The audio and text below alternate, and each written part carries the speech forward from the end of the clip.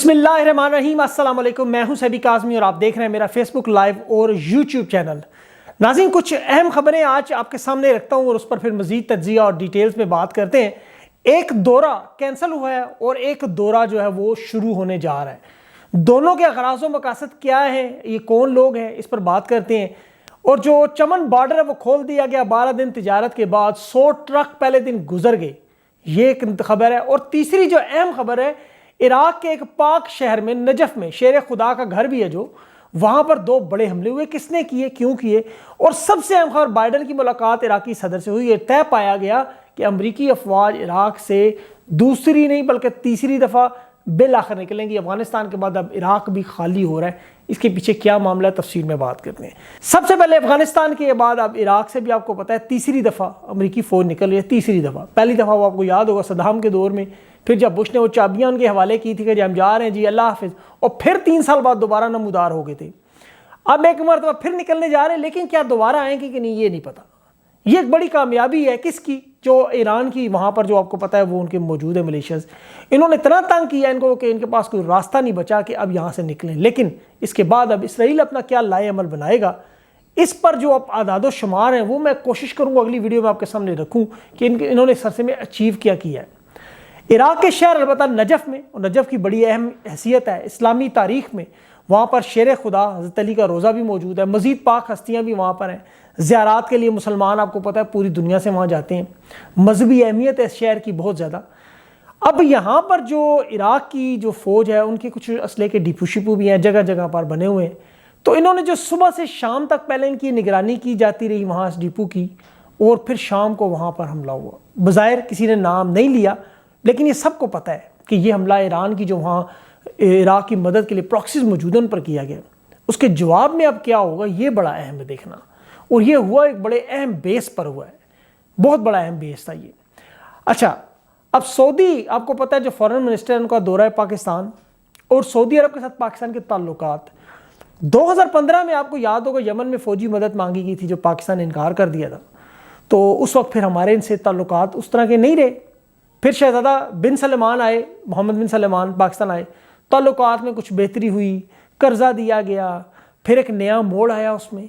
پھر وہ آپ کو شاہ محمود قریشی کے بیان یاد ہوں گے، پاکستان نے وہ پیسے واپس کیے ان کو، تعلقات پھر تاریخ کے سب سے کمزور موڑ پر چلے گئے۔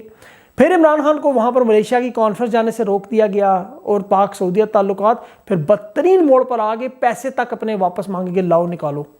پھر مارچ میں ابھی آپ کو پتہ ہے عمران خان سعودی عرب گئے، وہاں پر شہزادہ محمد بن سلمان سے 2 طرفہ بات چیت ہوئی، اور اب شہزادہ فیصل بن فرحان ال سعود وزیر خارجہ پاکستان کا دورہ کر رہے ہیں۔ اس دورے میں شاہ محمود قریشی سے ان کی بات چیت ہوگی، جن کے بیان آپ کو پتہ ہے بڑا مشہور ہوا تھا، اور وہ تعلقات جو پاک سعودیہ کے بعد ہیں انہیں اب کس طرح بہتر کیا جائے گا، یہ سب سے اہم ایشو ہے اس پہ، اور سب سے اہم پہلو یہ۔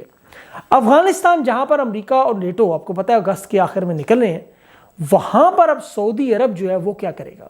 سعودی عرب نے ویسے خیر سگالی سے کے طور پر پاکستان کے 62 پاکستانی قیدیوں کو خصوصی فلائٹ میں عید کی رہائی ہوئی، پرائم منسٹر کی بڑی اہم کوشش تھی، بڑے عرصے سے اس پر کام ہو رہا تھا، خود محمد بن سلمان بھی کہتے رہے۔ لیکن یہ اب لوگوں کا ایک اہم سوال یہ کہ سعودی عرب کا افغانستان کے معاملے پر کیا سٹانس ہے، کیا رول ہے ان کا، کیا کردار ہے۔ تو میں آپ کو ایک بڑا اس میں سمپل سی بات بتاتا ہوں کہ سعودی عرب اور عرب امارات انہوں نے فیصلہ کیا ہوا ہے کہ یہ لوگ کسی صورت میں افغان تنازع میں نہیں ہیں، میلوں میل دور رہیں گے۔ محمد بن سلمان نے کل یہ بات کی کہ 5 سال بعد یعنی 2026 میں جو سعودی عرب ہوگا وہ یہ سعودی عرب نہیں ہوگا، آپ سوچ بھی نہیں سکتے میں سعودی عرب کو کیا بنا دوں گا۔ اس نے کہا میں بالکل ماڈرن سعودی عرب، ایک ایسا ویژن دوں گا، بلکہ صرف سعودی عرب نہیں، ہمارے ارد گرد جو عرب ممالک ہیں وہ بھی بدلیں گے، اور سب بدلیں گے، ہم قطر تک کو بدلنے پر مجبور کریں گے۔ اس نے نام لیا، اور دنیا محسوس کرے گی ہمارا بدلاؤ۔ ویسے کچھ تو ہم نے کر لی ہے، خواتین بنا محرم کے حج کر سکتی ہیں، ڈرائیونگ کر سکتی ہیں، ووٹنگ دے سکتی ہیں، بہت سارے آپ کو پتہ ہے وہاں پہ انٹرٹینمنٹ کی چیزیں بن گئی ہیں، قانون بدل گئے ہیں، بہت سے ایسے پہلو سامنے آئے جو پہلے سعودی عرب کی حکومت میں نظر نہیں آتے تھے۔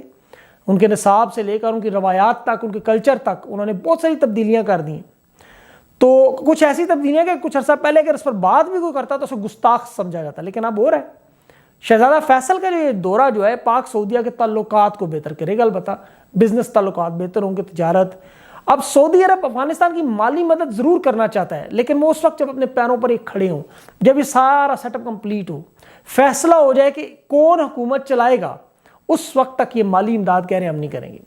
ماضی میں سعودی عرب اور عرب امارات دونوں نے 2003 میں افغان سٹوڈنٹس کی پہلی حکومت کو تسلیم کیا تھا، لیکن اس دفعہ یہ جدید تقاضوں کا سعودی عرب اور امارات یہ تسلیم کریں گے نہیں، یہ ایک بڑا سوالیہ نشان ہے۔ اور دوسرا آپ کو جو میں بتاتا ہوں، اس دورے کا جو کینسل ہوا وہ افغان آرمی چیف کا ہندوستان جانے کا دورہ کینسل، جنرل ولی محمد احمد زادہ، یہ 27 جولائی کو یعنی آرمی کا دورہ تھا، انڈیا جانے کا وہ منسوخ ہوا کیونکہ انہیں لگ رہا ہے کہ افغانستان کے ہاتھوں سے نکلتا جا رہا ہے، اور 400 کے قریب دیکھیں اضلاع پر اس وقت افغان اسٹوڈنٹس کا دعویٰ ہے کہ قبضہ کر چکے ہیں۔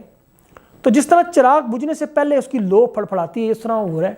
امریکی فضائیہ ان کی مدد کے لیے آ چکی ہے، اور کل دیکھیں کہ 35 جو ہے نا افغان اسٹوڈنٹس کے لوگ جو ہے وہ کام آ گئے اس میں۔ اب ظاہر ہے اس کا جواب انہوں نے مقامی لوگوں سے، افغان فوج سے ہی دیں گے، وہ اس طرح کی حرکتیں ہوں گی۔ اب شدت پسندی بہت زیادہ بڑھے گی، بڑھ رہی ہے، بلکہ مسائل بہت بڑھ جائیں گے۔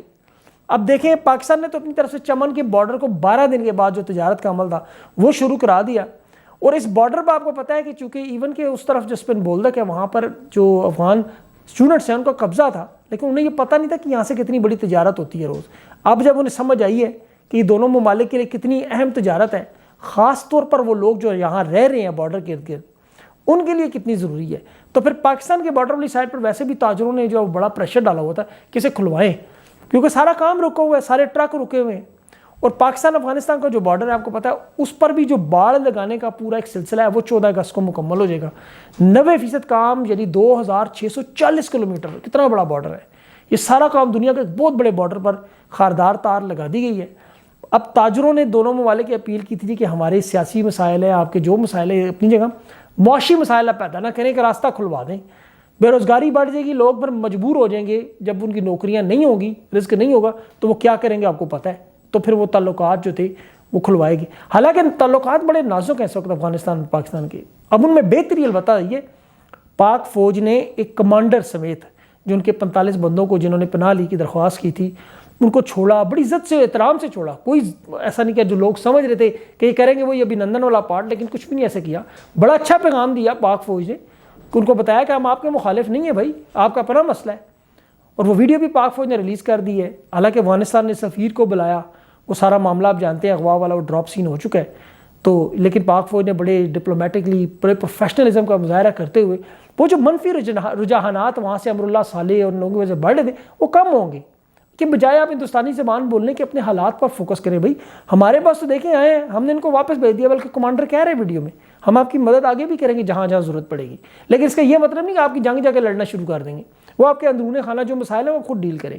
ہمارے پاس آپ پناہ کے لیے آئے ہیں، ہم نے آپ کو چائے بھی پلائی، کھانا بھی پلایا، پیار اور محبت سے رخصت کیا، آگے کیا ہونا ہے وہ آپ جانیں اور آپ کا کام جانیں، واپس جائیں گے ان سے خود ڈیل کریں، کیونکہ وہ ہمارا ایشو نہیں ہے، وہ آپ کا اپنا ذاتی ایشو ہے۔